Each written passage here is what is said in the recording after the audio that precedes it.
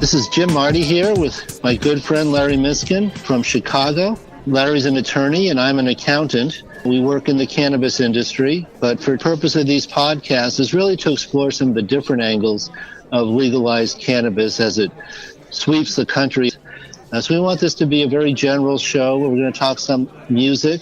We're going to talk about upcoming tours for Dead & Company and Fish and other things that are happening musically. So we want this to be a social conversation, and at some point in the future, maybe the folks listening to this podcast will have a chance to join us and join the conversation. Larry?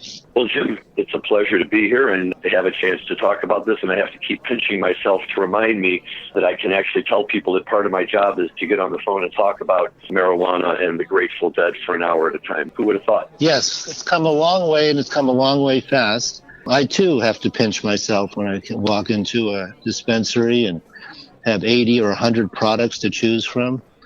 And that's something that we should talk about maybe on a future podcast, is the variety of products that are out there and how the bud tenders need to be educated to those products and be able to explain to them. We do a lot of startup work in my business, and I tell people, you have to understand, many of the people who walk into a medical marijuana or adult use dispensary have never been in one before. So it's a whole new experience. I think you're absolutely right about that, Jim. And, living here in Illinois is a little bit different because we don't have the adult use situation in full effect yet here. We're still operating under the guise in the form of medical marijuana, which, for the people who are using it is a wonderful thing. I hear great reports back from people. Luckily, I don't have a condition that qualifies me. Unfortunately, that means that I personally can't get access to it here. But I've been out to Colorado a few times, and I've been in a dispensary. And, there's really nothing like, the thrill of walking into one. And, maybe you have to be, closer to our age to really be able to appreciate that. I always tell people when I was at the University of Michigan back in the early 1980s, somebody wanted to be able to smoke some marijuana. First, you had to find the guy that was selling it. Then you had to convince him that you were okay to talk to. Then you had to have the money, although it, in retrospect, didn't seem like a lot now, but it sure seemed like a lot back then. And then you had to hope that they didn't just pick up a handful of dirt and, throw it into a plastic bag and hand it to you, although if they did, we didn't know the difference and we were still happy. Fast forward to just a year or two ago when my son graduates also from the University of Michigan and lives in a fraternity that's located right across the street from a dispensary with a roommate who has a card. And the whole dynamic of it has so completely changed that I think it's wonderful, and I'm excited to see where it goes next. Yes, I think the medical model is going to be with us for a while. I think slowly adult use will come on, and these will be subjects we explore. Yeah, there's the social impact, and it's on both sides of the criminal justice system. Young people are not going to get their lives totally screwed up by a simple marijuana arrest. Police and law enforcement don't have to mess with what they know is a nonviolent, quote-unquote, crime. And every courthouse in America is saving millions of dollars not having to prosecute cannabis crimes. So there's so many things to talk about in this industry. Medical, as I said, it's going to be with us for a while. A great topic of conversation is what medical conditions qualify and how different it is state by state. One of my friends, I don't think I'll mention the state, but he said the other day that if you have dandruff, you can get a medical marijuana card in our state. Yeah, it does seem to be the thing with certain states. And I think that I just view that as states recognizing that, look, we've got this industry here, and what we're beginning to recognize is it's not so bad. It's not quite as dangerous as we imagined. But, gee, we just don't have quite enough people running through the system yet. And I'm not even trying to pretend that I'm not talking about Illinois, because I am.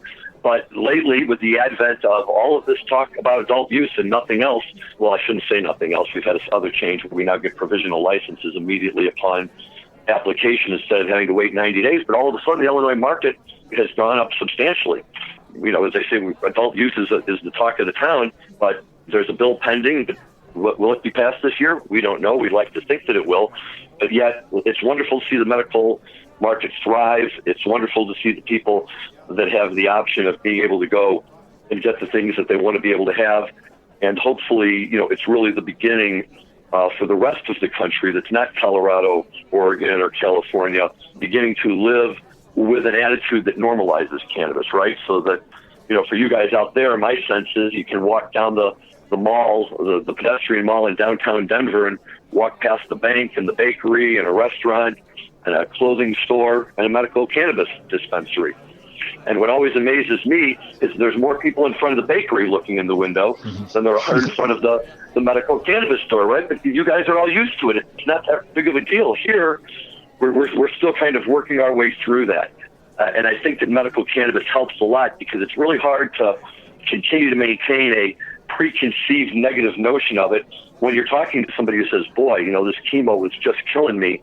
And thank God for these brownies that somebody gave me. They've given me an appetite again, and I have energy to get by during the day.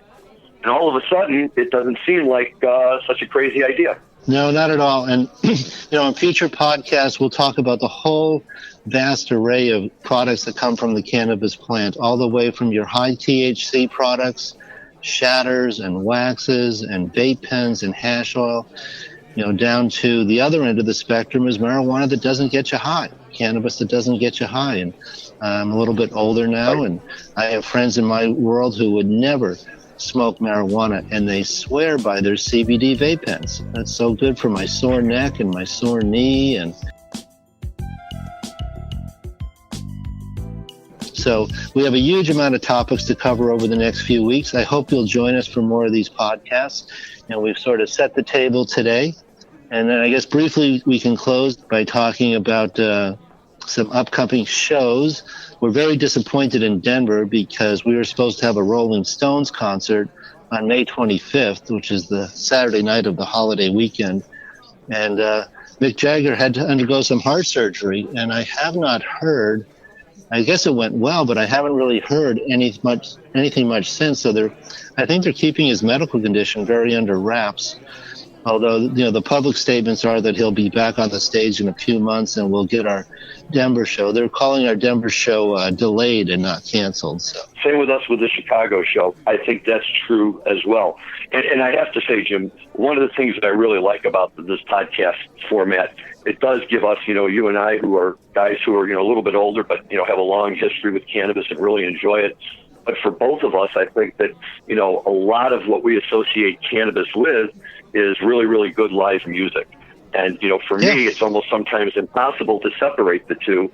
And so, the idea to be able to throw that kind of stuff in there is great. So, I'm kind of thinking that right along, having a debate on the benefits of Blue Dream versus Gorilla Glue, we can't forget to make sure we address the topic that I heard a young teenager say at the Folsom Field shows last year, and that's really whether John Mayer plays Althea better than Jerry Garcia. My answer is not a chance, but might be worth it. Well, this I got from listening to the Grateful Dead channel. The only way to understand Althea is you take out the word Althea and insert the word Garcia.